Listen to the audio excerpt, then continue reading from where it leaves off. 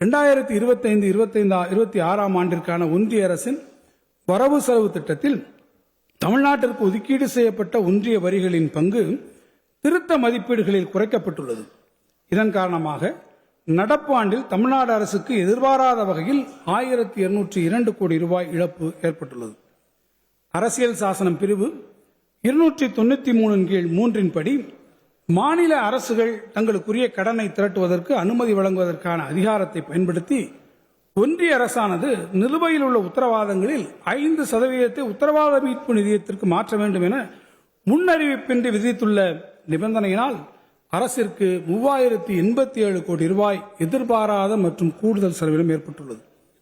அதேபோன்று அரசியல் சாசன பிரிவு 293 படி தனக்கு வழங்கப்பட்ட அதிகாரத்தை பயன்படுத்தி தமிழ்நாடு மின் பகிர்மான கழகத்திற்கு 16,290 கோடி ரூபாய் இழப்பீட்டு நிதி வழங்க வேண்டும் என்ற ஒன்றிய அரசு நிபந்தனை விதித்துள்ளது.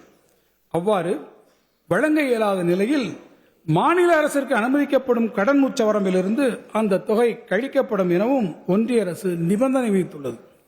தமிழ்நாடு மின் பகிர்மான கழகத்திற்கு 413 கோடி ரூபாய் மட்டுமே உள்ளபடியான இழப்பு ஏற்பட்டுள்ள நிலையில் ஒன்றிய அரசின் நிபந்தனை நடப்பு ஆண்டில் மாநில அரசுக்கு 15,877 கோடி ரூபாய் கூடுதல் செலவை ஏற்படுத்தியுள்ளது. மாநில அரசுகளின் செலவினங்கள் ஒருபுறம் உயர்ந்து வரும் நிலையில் ஒன்றிய அரசு பொறுப்பேற்றுள்ள திட்டங்களுக்கு மாநில அரசுக்கு உரிய நிதியை விடுவிக்காமல் ஒன்றிய அரசு நிறுத்தி வைத்துள்ளது.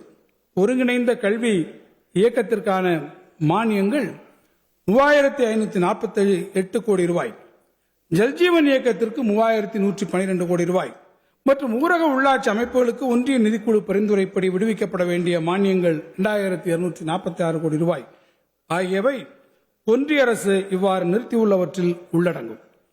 சென்னை மெட்ரோ ரயில் திட்டத்தின் 2ஆம் கட்ட பணிகளுக்கான செலவினத்தை ஒன்றிய அரசும் மாநில அரசும் 50:50 என்கின்ற விகிதாச்சாரத்தில் மேற்கொள்வதற்கு ஒன்றிய அரசு ஒப்புதல் அளித்திருந்தாலும் அதன்படி மாநில அரசுக்கு கிடைக்க வேண்டிய பலன்கள் இன்றளவும் முழுமையாக கிடைக்கப்பெறவில்லை. இதன் காரணமாக மாநில அரசின் சொந்த நிதியிலிருந்து விடுவிக்கப்பட வேண்டிய ஒன்றிய அரசின் பங்கான சுமார் 9,500 கோடி ரூபாய் மாநில அரசின் மொத்த நிலுவைக் கடன்களின் ஒரு பகுதியாகவே தொடர்ந்து வருகிறது. இதனால் மாநிலத்தின் கடன் மற்றும் மொத்த உள்நாட்டு உற்பத்தி விகிதம் உயர்ந்து காணப்படுவது மட்டுமல்லாமல் மாநிலத்திற்கு உரிய கடன் திரட்டும் திறனையும் பாதித்துள்ளது. இதனால் மாநில அரசின் பணப்புழக்கமும் பாதிக்கப்பட்டுள்ளது. பலமுறை நினைவூட்டப்பட்ட போதிலும் தமிழ்நாடு அரசின் கோரிக்கையை செவிமடுத்து இதற்கான நடவடிக்கைகளை ஒன்றிய அரசு மேற்கொள்ள தவறியுள்ளது. நடப்பு நிதியாண்டில் மாநில அரசு எதிர்கொண்டு வரும் இத்தகைய சவால்களால் ஒன்றிய அரசு மாநில அரசின் நிதிநிலையில் ஏற்படுத்தியுள்ள அழுத்தமானது மாநிலத்தின் நிதிநிலையில் நெருக்கடியை ஏற்படுத்தியுள்ளது. இவ்வாறான சவால்களுக்கு இடையிலும் மாண்புமிகு முதலமைச்சர் அவர்கள் தனது அயராத முயற்சிகள் மற்றும் அயராத அர்ப்பணிப்பு ஆகியவற்றின் மூலம்